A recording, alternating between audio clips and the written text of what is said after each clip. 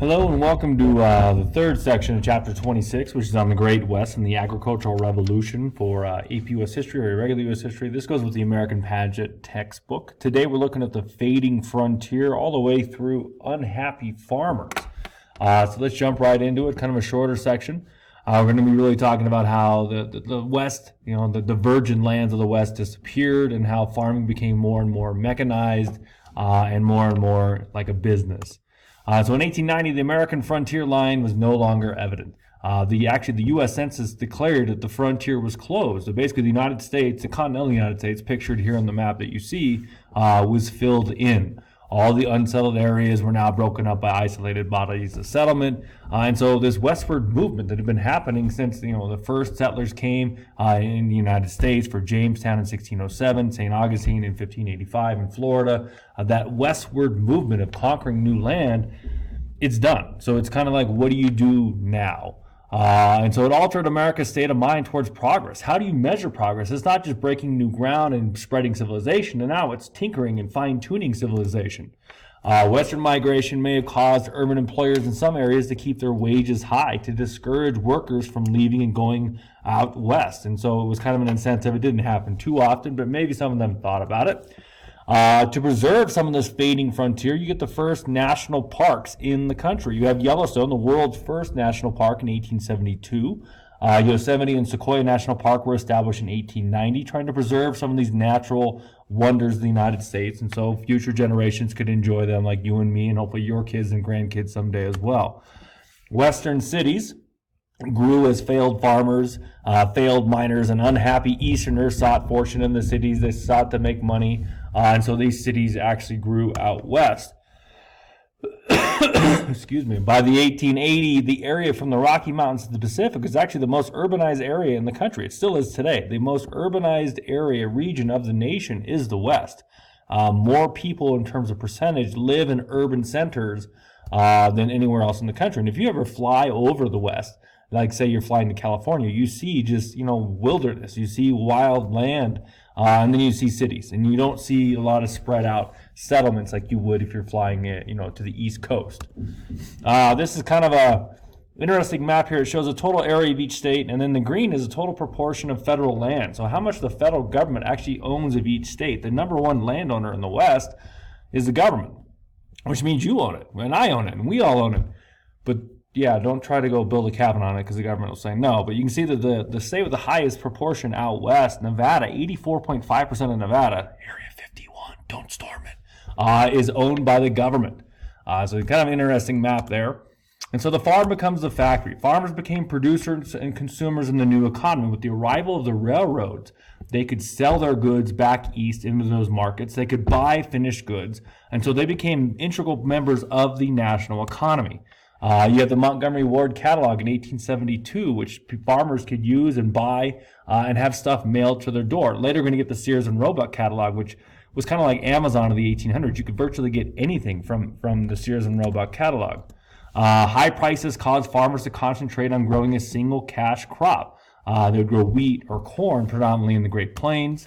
They used their profits to buy other goods. Depending on one cash crop is always risky business, though. If your crop fails, if there's locusts or grasshoppers or a freak storm or a drought, or if the prices just fluctuate because they drop because too many people produce too much grain, there's an oversupply, prices will drop, and then it's hard to pay back loans and debts that maybe they owe. Harvesting wheat increased. You get the invention of the twine binder in the 1870s. You have the combine in the 1880s. This one is pulled by horses here, a big team of horses you can see. And so the mechanization of farms made for the outdoor grain factories. And it's, very machine oriented, just like the eastern factories in the Great Lakes and the eastern seaboard. Because Western farmers existed on the one-crop economy, like I said, they're very susceptible to fluctuations of price, and then every little cost that could hurt their bottom line really irritated and aggravated the farmers because it put their livelihood in peril. They depend on the price of this single good, wheat or corn, and it was unpredictable. It was out of control. It was something that they could not predict. By the 1800s, deflation caused relative prices of crops to decrease. Prices were dropping across the nation, and so the price that you could get for for your corn or wheat was not what it was, and so it was harder and harder to make a living. Thousands of farmers were actually foreclosed because of this. Many farmers, to try to compete with their neighbors, bought machines on loans, these reapers, these combines, and they had to pay back that plus their mortgage at 8 to 40% interest. Just a little side note, if you ever get a loan that's 40% interest, don't do it. Just run away. Run away. Go get another job or something. I don't know. A little economic advice here. If grain prices fell, they couldn't pay back their loans. Their farms went into foreclosure and they lost their land. So they ended up moving to cities and getting wages in a factory or in some store or something like that. Some farmers actually became tenant farmers. Somebody would seize their farm. Somebody could buy it out like from a bank foreclosure and they would work the farm, but now they were renting and they had to pay a portion of their crops, almost like sharecropping in the South, but they no longer own the land. So about the 1800s, you have poor soil, droughts, floods that forced many people to abandon their farms and towns. And many of these farmers were very frustrated. What are we going to do? Everything's against us. The bankers are against us. The manufacturers are against us. The prices are against us. Seemingly the crop or the storms and the climate is against us.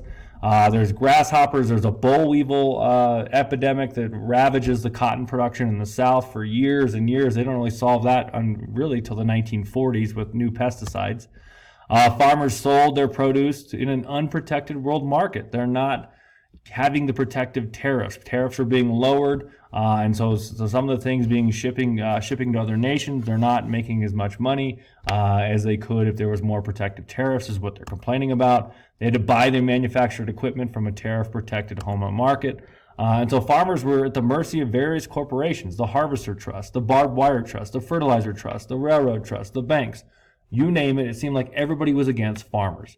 So what do farmers do? Let's get together and figure it out. Let's organize and work together. Let's work things out. We can buy things together. We can sell things together. We can politicize. We can protest. We can vote together. And so they make up half the population, but they don't really organize like it would seem like that, largely because of regional differences and also because of the issue of racism. Many groups do not want African American farmers to be a part of this. They are also fiercely independent people. To go live on your own farm and do your own thing means that you're not really going to, join up with a big group and just kind of go with how the wind blows. We're going to figure, in the next section, we're going to look at some of the areas and how they try to solve these issues and how they try to come together. And there's some attempts at unification. I hope you enjoyed this and I hope you learned something.